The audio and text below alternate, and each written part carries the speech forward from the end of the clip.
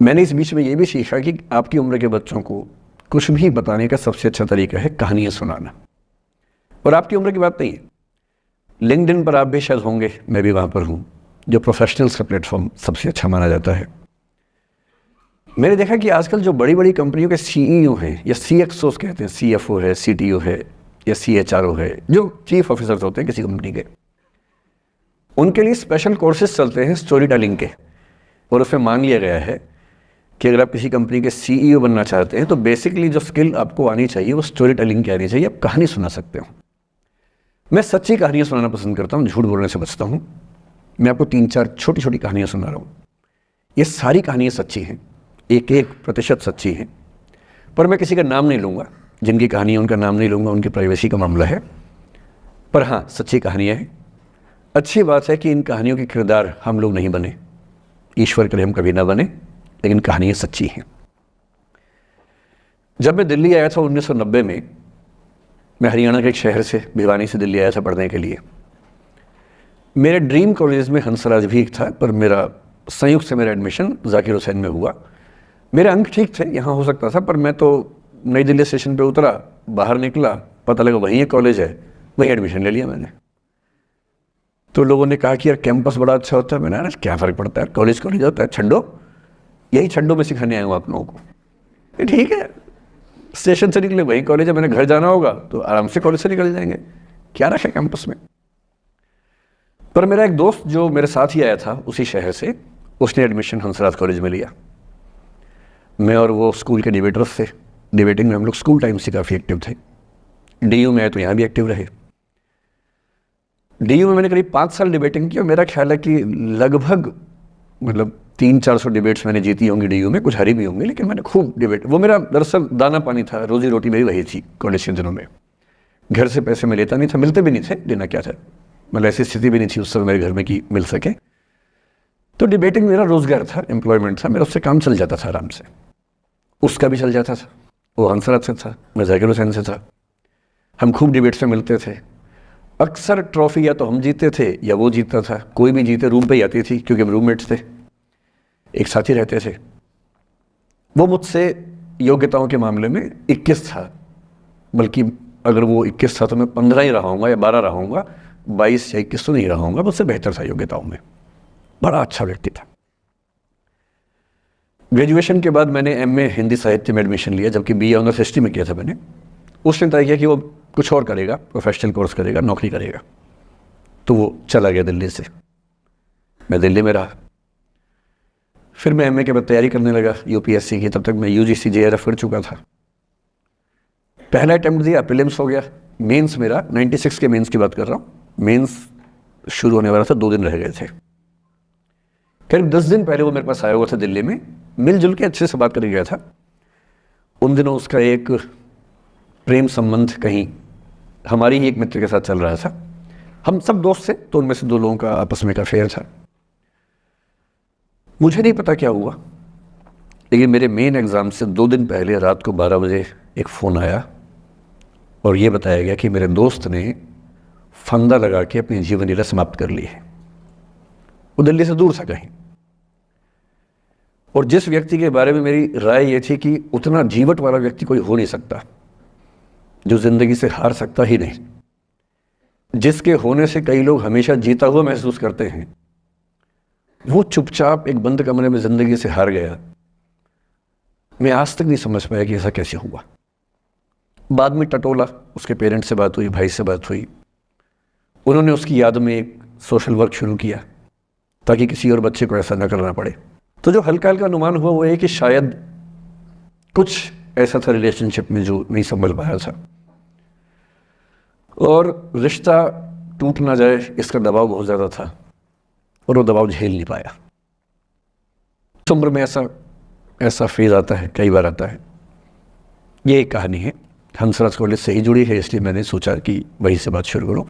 नाम जैसा कि मैंने कहा मैं नहीं बताऊंगा, तो नाम बताने का मतलब भी नहीं। और वो जिसकी मैं कहानी सुना रहा हूँ आप लोगों के जन्म से पहले की बात है। आप तो सब 21वीं सदी वाले बच्चे होंगे ना, जेन ज़ी होंगे आप सब लोग, तो ये तो बहुत पुरानी बात है।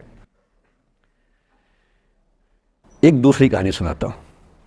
मैं आपको 2-3 कहानियाँ सुनाऊंगा, फिर उन सबका सार निकाल लेंगे एक साथ हम लोग।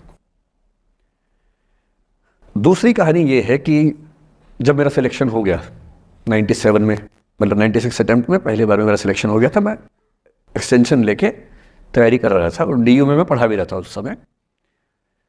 तब मैं शायद DAV कॉलेज में था या अग्रसेन को, मैं 2 जगह पढ़ाया DU में, तो उनमें से किसी कॉलेज में पढ़ा रहा था उस समय में। तो उस समय एक लाइब्रेरी है कैंपस में ही, सेंट्रल रेफरेंस लाइब्रेरी, आप जानते होंगे, CRL बोलते हैं, जो विवेकानंद जी की स्टैच्यू है सामने ही वो लाइब्रेरी है।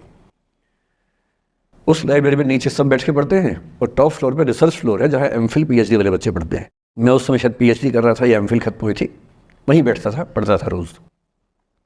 कई दोस्त पढ़ते थे हम लोग वहाँ। हम सुबह 8 बजे लाइब्रेरी खुलते ही वहाँ घुसते थे, रात को 1 बजे निकलते थे लाइब्रेरी बंद होने के समय। तो वहाँ एक छत थी, छत पे छोटी सी कैंटीन थी जहाँ हम लोग जब जब बोर होते थे दिन में 3-4 बार जाके चाय पीते थे। चाय पी ली, बिस्किट खा लिया, थोड़ी गप्पे मार ली, वो सब वहाँ करते थे। तो वहाँ मेरे बहुत सारे दोस्त थे, उनमें से कई लोग अब बहुत सीनियर सिविल सर्वेंट्स हैं, कुछ लोग प्रोफेसर्स हैं DU में। 2 बच्चे थे मुझसे जूनियर, 3-4 साल जूनियर थे, बड़े प्यारे बच्चे थे।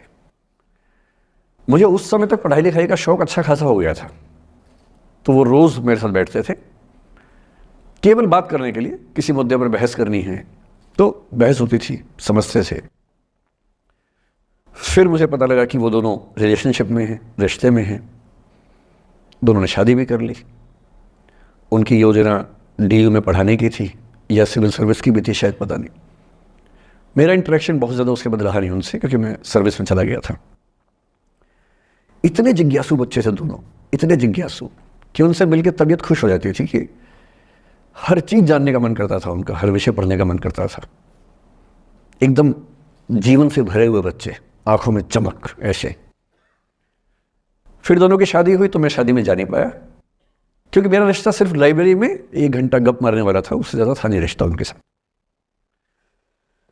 फिर सुनता रहता था कि मैं सब बढ़िया चल रहा है, पढ़ाई कर रहे हैं, तैयारी कर रहे हैं। इंटरकास्ट मैरिज की उन लोगों ने, खूब हंगामा हुआ, दोनों घर में तलवारें खिंच गई, किसी तरह से तलवारें संभाली गई, मैनेज हुआ, दोनों साथ रहने लगे। और फिर 3-4 साल के बाद एक दिन मैंने खबर सुनी कि उस बच्ची ने फंदा लगा के जीवन लीला समाप्त कर ली।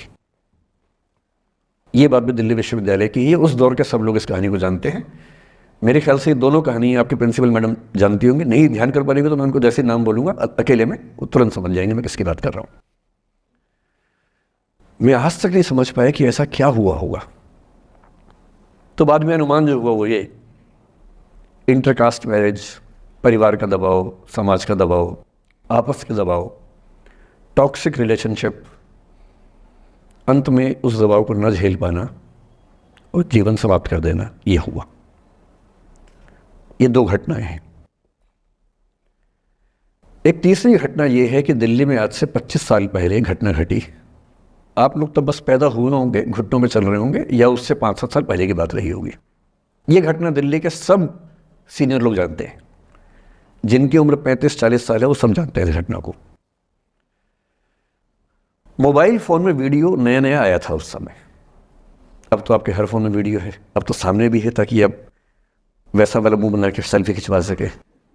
पाउट बोलते हैं ना, मैं उसको देसी भाषा में सूअर जैसा मुंह बोलता हूँ, और वैसा ही बनता भी है, क्यूट क्यूट सा सूअर जैसा मुंह बना के लोग सेल्फी खिंचवाते हैं, उसको बोलते हैं पाउट। तब तो कैमरा फ़ोन में पहली बार आया था, तब लोग अभ्यस्त नहीं थे। अब जैसे आप लोग कितने अभ्यस्त होंगे, हम भी होने लग गए। अब हम किसी से बात करते हैं तो हम ये एज्यूम करके चलते हैं कि उसने फ़ोन में कुछ ना कुछ ऑन कर रखा होगा, या तो आवाज़ रिकॉर्ड करेगा या वीडियो बनाएगा। तुम कितने केयरफुल होकर बोलते हैं, कितने कॉन्शियस रहते हैं। और सर्विलांस सोसाइटी की सबसे बुरी बात यह है कि हम हमेशा चौकन्ने रहते हैं, हम सहज हो ही नहीं पाते। सहज रूप से 2 लोग बात कर लें, हो ही नहीं पाता।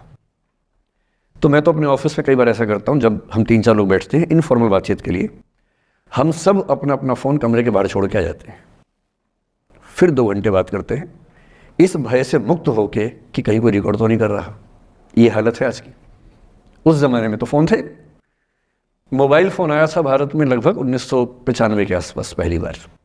बड़ा महंगा था, 16 रुपये प्रति मिनट इनकमिंग, 16 रुपये प्रति मिनट आउटगोइंग, ये रेट से उस समय। और फ़ोन वो थे जिनसे आप कील भी ठोक सकते हैं, वैसे वाले फ़ोन थे, बटन वाले फ़ोन थे, नोकिया एक कंपनी थी, उसके फ़ोन हुआ करते थे। उसके 4-5 साल के बाद क्या हुआ, पहली बार किसी कंपनी ने फ़ोन में कैमरा लगा दिया। ये बात उस समय के लोग नहीं समझते थे। जब भी नई तकनीक आती है उसको समझने में टाइम लगता है। जो पहले समझते हैं फ़ायदा उठा लेते हैं, जो थोड़ा लेट समझते हैं वो उसका नुकसान उठाते हैं। उस समय दिल्ली के एक प्रसिद्ध स्कूल में 11वीं-12वीं क्लास के 2 बच्चों में आपस में कोई रिलेशनशिप रही होगी। वो दोनों किसी ऐसी सिचुएशन में थे जो सिचुएशन बहुत ही प्राइवेट किस्म की थी, बहुत निजी किस्म की थी, जिसको पब्लिक नहीं कर सकते। कुछ फिजिकल रिलेशनशिप जैसा मामला था। उस दुष्ट लड़के ने लड़कों के इतिहास को कलंकित कर, लड़कों का इतिहास वैसे भी कलंकित ज़्यादा है, उसे और कलंकित करते हुए उस पूरे सिचुएशन का वीडियो बना लिया। ऐसे मामलों में दुर्भाग्य है, मैं लड़का हूं इसलिए लड़के पवित्र थोड़ा ना हो जाएंगे, लड़का है इतिहास कलंकित तो है, उसका वीडियो बना लिया और दुष्टता का चरम स्तर निभाते हुए वो वीडियो अपने एक दोस्त को शेयर कर दिया। ये कहे कि किसी और को दिखाना मत, जैसा कि होता है अफवाहों की दुनिया में। हर अफवाह एक व्यक्ति एक को ही बताता है, ये कह के किसी और को मत बताना, और अगला व्यक्ति भी अगले को यही कह के बोलता है किसी और को मत बताना, और इस तरह से पूरे शहर को खबर होती है और सबको लगता है कि सिर्फ मुझे पता है। वो वीडियो फैल गया। नए नए फ़ोन आए थे, पर वो फ़ोन कम लोगों के पास थे, कैमरे वाले फ़ोन। तो फ़ोन से कितना फैलता, ज़्यादा नहीं फैला। लेकिन उस समय दिल्ली की एक कुख्यात मार्केट हुआ करती थी, पालिका बाज़ार, अभी भी है, पर तब वो कुछ और कामों के लिए कुख्यात हुआ करते थे। अब तो कपड़े मिलते हैं, तब कपड़ों के साथ कई चीज़ें और मिलती थी वहाँ। जैसे गंदी फिल्मों की सीडी चाहिए हो तो वहाँ मिलती थी, ग्रे मार्केट में, चोरी छिपे। इस वीडियो को सीडी में कन्वर्ट करके लोगों ने वहाँ से खरीदा, लाखों करोड़ों की संख्या में। नए नए टेलीविज़न चैनल प्राइवेट आए थे, और प्राइवेट टीवी चैनल को खबरों की भूख इतनी होती है कि वो खबर के लिए जान दे सकता है और जान ले भी सकता है किसी की। 24 घंटे इस खबर पे, इस चीज़ पर खबरें चल रही थी सारे चैनल्स में कि ये वो लड़का है जिसने ऐसा किया, ये वो लड़की है, ये वो स्कूल है, इस स्कूल की प्रिंसिपल से बात करेंगे, इससे बात करेंगे।